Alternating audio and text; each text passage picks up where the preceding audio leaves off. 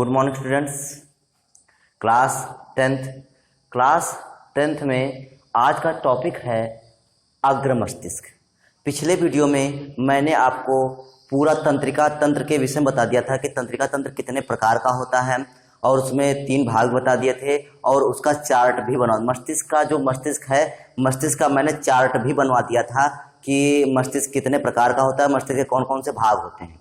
ठीक, तो उसी में से पहला भाग है अग्र मस्तिष्क।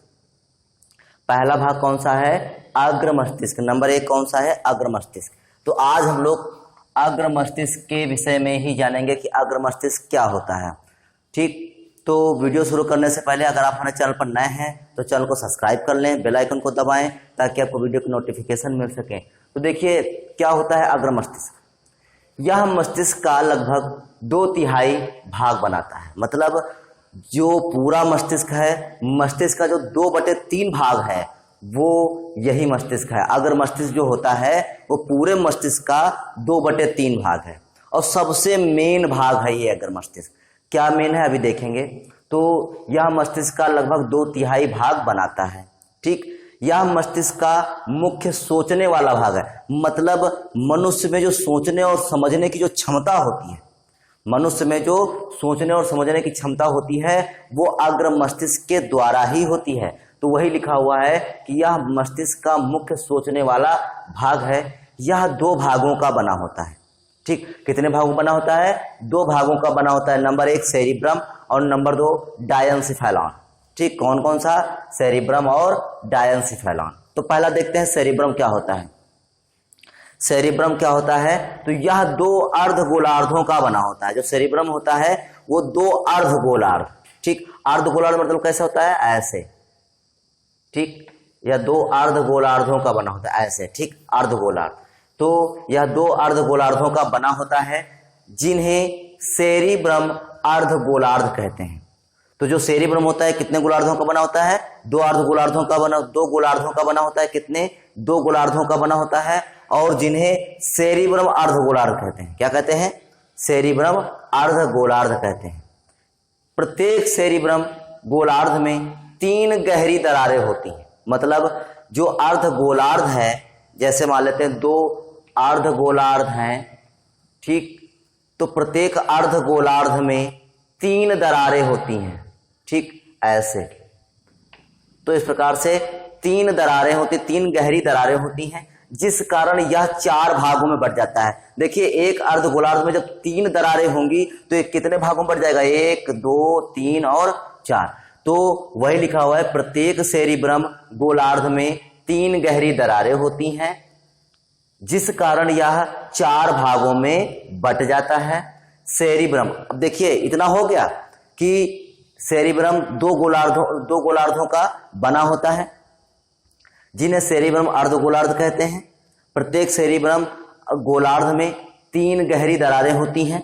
ठीक, जिस कारण यह 4 पिंडों में बढ़ जाता है। और अब आता है सेरिब्रम का काम। तो सबसे ज्यादा इंपॉर्टेंट है इसका वर्क। जो भी अगर कभी पूछा जाता है तो अगर ऑप्शन में पूछा जाता है तो इसका काम पूछा जाता है। इसका काम ध्यान रखिए। तो देखिए सेरिब्रम में देखने, मतलब जो हम लोग देखते हैं उसकी क्षमता कहाँ होती है? सेरिब्रम में। सूंघने, मतलब जो हम लोग सूंघ कर संवेदना ग्रहण करते हैं उसकी वो कहाँ होता है? सेरिब्रम में। स्पर्श, जो हम लोग किसी चीज को टच करते हैं या हमको जब कोई चीज टच करती है तो इसकी संवेदना कहाँ एकत्र होती है? तो सेरिब्रम। तो सेरिब्रम में देखने, सूंघने, स्पर्श के अलग अलग केंद्र होते हैं। ये सब एक ही में नहीं होता है, अलग अलग इसके केंद्र होते हैं। ठीक, तो इसमें सबसे ज्यादा इंपॉर्टेंट है देखने, सूंघने और स्पर्श करने के अलग अलग केंद्र होते हैं। अब आगे क्या कह रहा है? यह मनुष्य की चेतना, मतलब हम लोग जब एक्टिव होते हैं तब उसका भी केंद्र यहीं पर है। सीखना, जो कुछ भी हम सीखते हैं वो सब किसके द्वारा सीखते हैं? प्रमस्तिष्क के सेरिब्रम के द्वारा। प्रमस्तिष्क के सेरिब्रम के द्वारा। अगला आता है स्मृति, मेमोरी। जो कुछ भी याद करने की क्षमता है हम लोगों में वो सेरिब्रम के द्वारा है।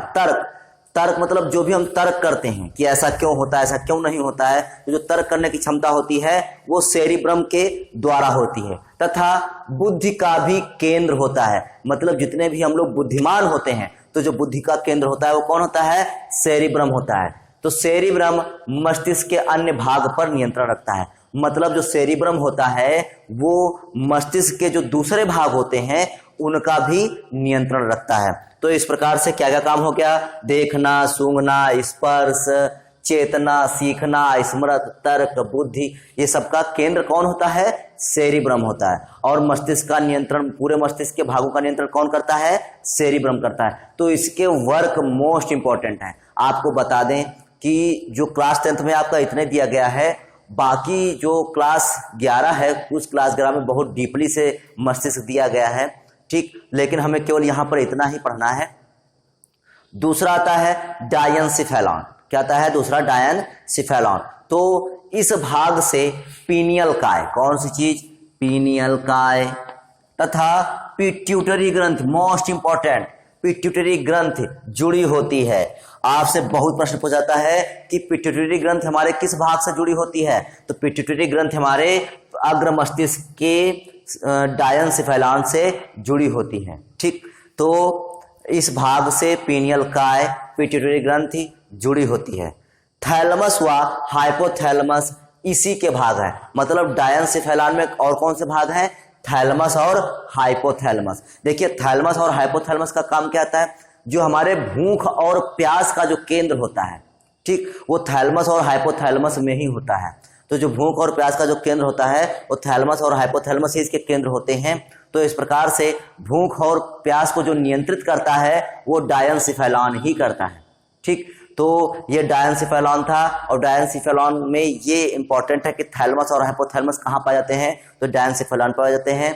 ये भूख और प्यास के केंद्र का नियंत्रण करते हैं, भूख और प्यास का नियंत्रण करते हैं, अर्थात ये भूख और प्यास के केंद्र होते हैं। तो इस प्रकार से आपने अग्र मस्तिष्क में सेरिब्रम और डायनसिफेलॉन पढ़ा।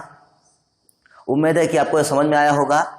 अब कल जो होगा वो कल हम आपको जो नेक्स्ट वीडियो बनाएंगे उसमें मध्य मस्तिष्क बताएंगे कि मध्य मस्तिष्क क्या होता है, उसके भाग कौन होते हैं, ठीक। तो आज के लिए इतना ही। कल फिर मिलेंगे एक नेक्स्ट टॉपिक के साथ। तब तक के लिए धन्यवाद।